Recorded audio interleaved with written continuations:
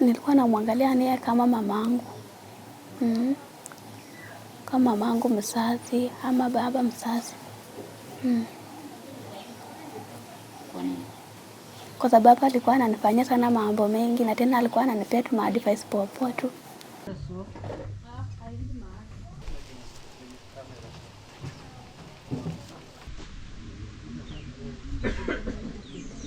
Rebecca macho, mdomo.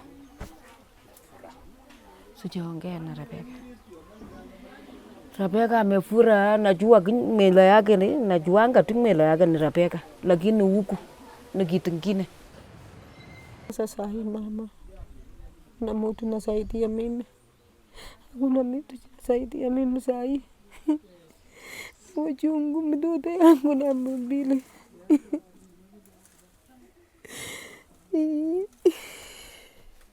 Rebecca came when I was not so serious.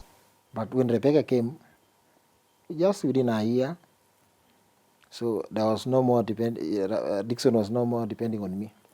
That is how his life changed. So after Rebecca running some races, they got their money, so they had to start their own life, of which they are doing very well until just recently last year. Former athlete and knows this world. Why does this keep happening to? On Sunday, he asked me if I had any matchbox, the metal one, in the morning.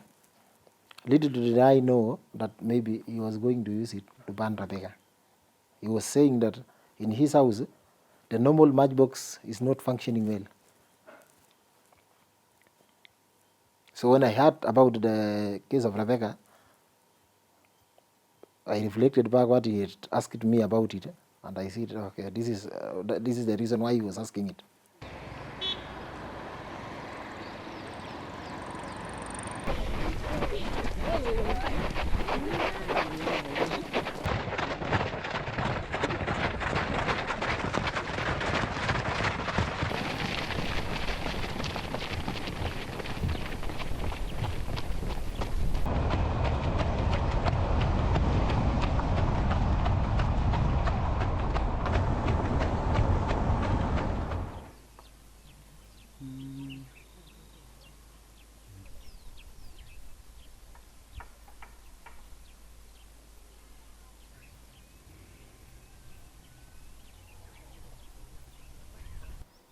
I was staying home, their home.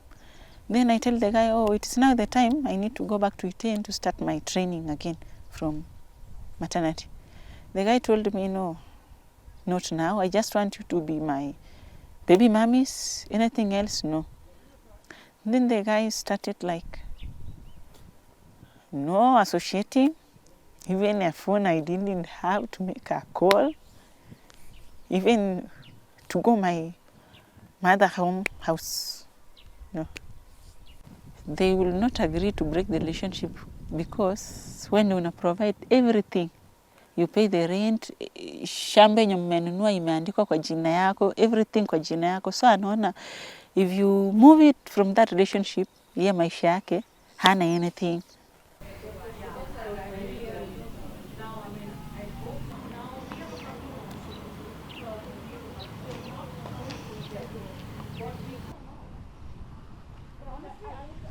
Companies like Nike, Adidas, Puma, and all those brands that these young athletes represent when they are juniors to the elite level should have some sort of mechanism on how to protect the girls. And we're really pushing part of this because we'll have a very big conversation because it's not only now, it was in Kenya, now it's Uganda, and it's in Ethiopia, and it's really huge. It's a pandemic. It's the whole Africa. So we just need our voices and come up together and just raise our voices more.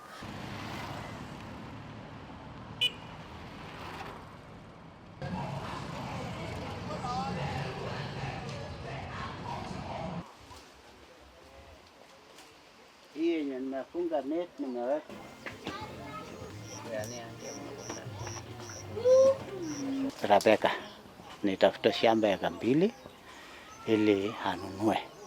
Sasa nilikuwa harakati ya kutafuta ili anunulie. Sasa kifo hii ndio imekatisha. Olympic marathon runner Rebecca Cheptegei lived out her final days at the home she built in Kenya's highlands, just 2 hours from a site famous as a training ground for elite athletes just like her.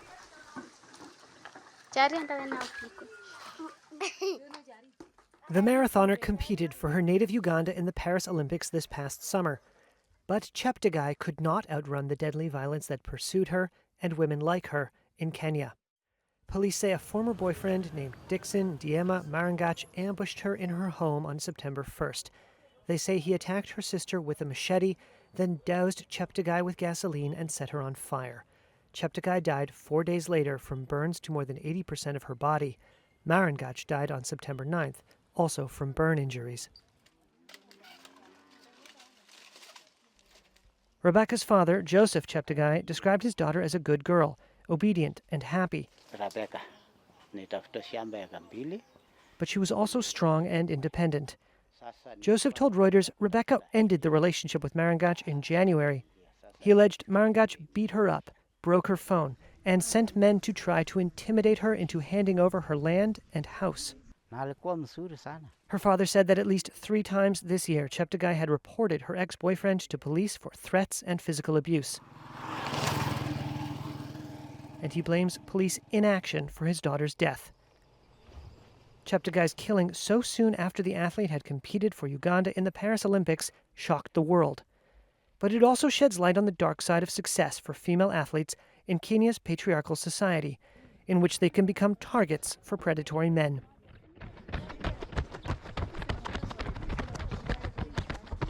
Cheptegei was the 3rd female runner to be killed in Kenya since 2021, allegedly by romantic partners. It's a pattern familiar to Esther Chemtai, a 24-year-old fellow athlete. She says she was in an abusive relationship with a man who wanted her to hand over all her earnings to him.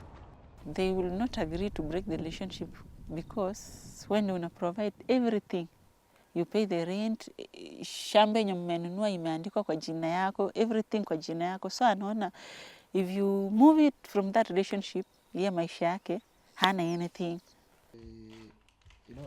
Dennis Chipkongan is a retired runner who knew Cheptegei and was friends with her ex-boyfriend, Dixon Marangach. He told Reuters Cheptegei's winnings changed the couple's lifestyle. But when Rebecca came, just within a year, so there was no more Dixon was no more depending on me. That is how his life changed. So after Rebecca running some races, they got their money, so they had to start their own life, of which they are doing very well, until just recently last year. He said he advised Marangach to stay away from Cheptegei after the breakup. Then, on September 1st, he said his friend called and asked if he could borrow a lighter. He declined the request. Later, he learned about the attack. Little did I know that maybe he was going to use it to ban Rebecca. Very sad that we had to lose another life. Joan Chelimo co-founded T-RUP's Angels. The nonprofit was established to support domestic violence victims after Kenyan long-distance runner Agnes T-RUP was stabbed to death in 2021. T-RUP's husband, Ibrahim Rotich, has been charged with her murder. Chelimo said athletic success can bring a windfall of money to poor women and the greed of those who want to exploit them.